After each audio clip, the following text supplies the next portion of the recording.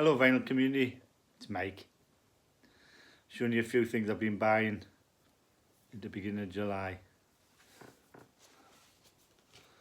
Picked this up the other day, reasonable price, and I wish it was $4.99 like it says on there though. Nick Vinyl Buddy, or Nick from Nick's Vinyl Buddy has been showing this for a while, so prompted me to find one. And I'm not always in the mood for Kevin Rowland's voice, but it's a good album and I'm glad I've got it. And this is the phase when they were doing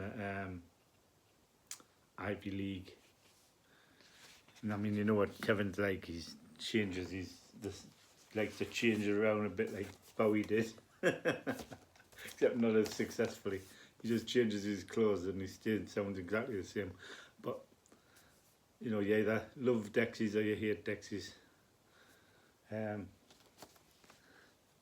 It's called Don't Stand Me Down. I never mentioned it. Dexy's Manics as Don't Stand Me Down. It's a very good album actually, and it's got a lyric sheet in it. Quite happy with that. Next thing I got,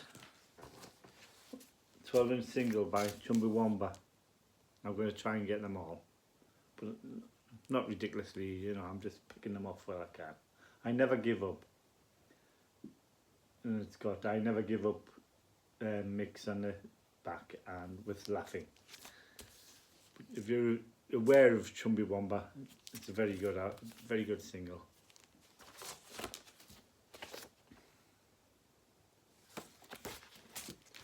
So there you go. And I picked this up, £6, and it's excellent nick. It's actually, I haven't got the record with this because it's on my turntable. I didn't want to get a strike, so I didn't do it in there. There you go, Breaking Glass. Here's Will Connor, basically. Excellent.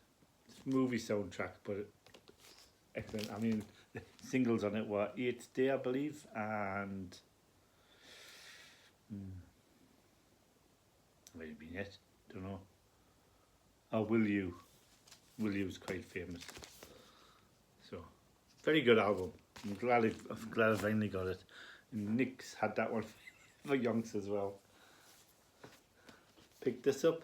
I'm not going to get it out. It's 3 Degrees, a collection of the 20 greatest hits on Epic. It's very good when you're in the mood for a bit of soul. Foot Club came the other day. ORB, Till and Bend. It says Till and Bend is the first album in over 5 years from the Australian psych powerhouse ORB. On the 4th full length, the long-awaited return of the Geelong trio finds their heavy doom rockin' jams infused with an even more concentrated 70s progressive psychedelic brew and occasional detours down funky motoric grooves warped under the Pacific sun. I'm gonna watch me. Oh, it's hand-coloured 500. Hand-coloured.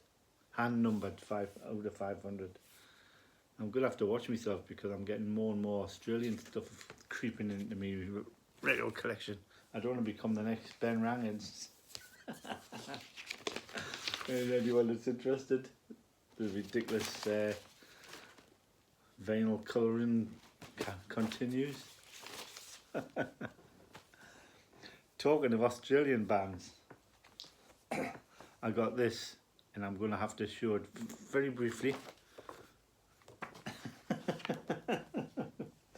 It is a great single. It's called Gay Pride, You Don't Know What You're Missing. And the reason I bought that, not because I suddenly turned gay, but it has 2 of my favourite bands on it. I'm trying to collect them all, so I had to get it. And it's and another band, Australian band, SPDFGH, and the song's called Sweet.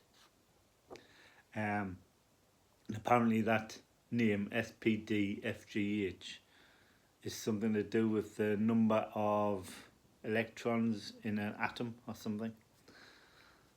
And it was voted the most stupidest name in Australian band history.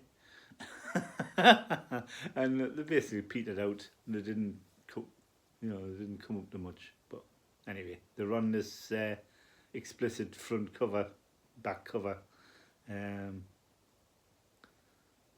EP.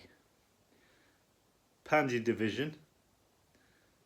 It's got a track called Bill and Ted's Homosexual Adventure. Chumbawamba, which is really why I bought it, is the ugliest part of the body. And the other side, Mambo Taxi, which I'm collecting. Brett from Suede, It's About Time You Got Laid by a Man. And Doom has a song called Claustrophobia. And Wat Taylor has a song called Wet, Wet, Wet, the Fucking Bed. But all in all, a good little EP, which I'm glad to get my hands on. And I had a look on Discogs yesterday, and it's not on Discogs as under Chumbawamba or Mambo Taxi, so God knows what it's under. And I picked this up, Gonorrhea, Zeitgeist.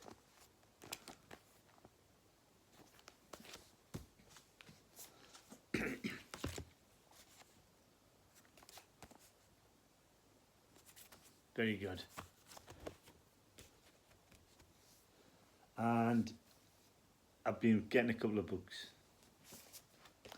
Tales from the Punk Side. Pay no more than £5. And an eclectic collection of academic articles, personal recollections, short stories, artwork, poetry and more. An anthology of work about punk written by the survivors and by those who want the world to see not just the writings of those who were in the bands, but by those who were the supporters of the punk movement. Essays, basically. More on the anarcho punk side than sort of clash punk. But still good.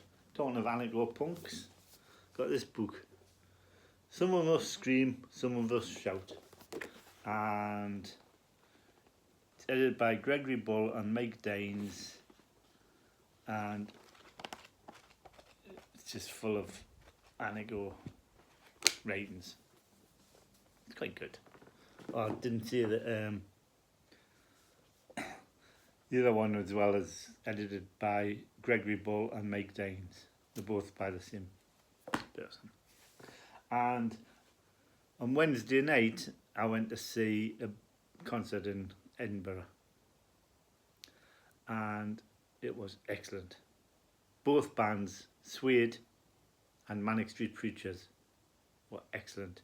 It threatened rain, but it didn't rain, which made it perfect. And I got hit on the head after the gig by a flying aeroplane, and when it folded out, I saw the roadie on the stage giving it this, and he'd thrown it into the crowd. And you can see where it was folded into an aeroplane. But it's a set list from Suede, so I was quite happy to get that. And I didn't know it was coming until it hit us on the head. And I just about picked it up before hundreds of hands grabbed it. So I was quite happy to get that. And the only merch I bought, I didn't buy any t-shirts. I bought this signed book. It's Little Baby Nothings, Manic Street Preachers by Valerie Phillips. And it's signed by the band. 35 quid, worth every penny, I think. They're already going for stupid money on eBay. Happy with that. Concert was excellent, really was. I think Suede were much better than the Manics, but the Manics were excellent, so that just shows you how good Suede were. Both concerts are on YouTube at the moment. How long they'll stay up, I don't know, but if you want to watch them, watch it.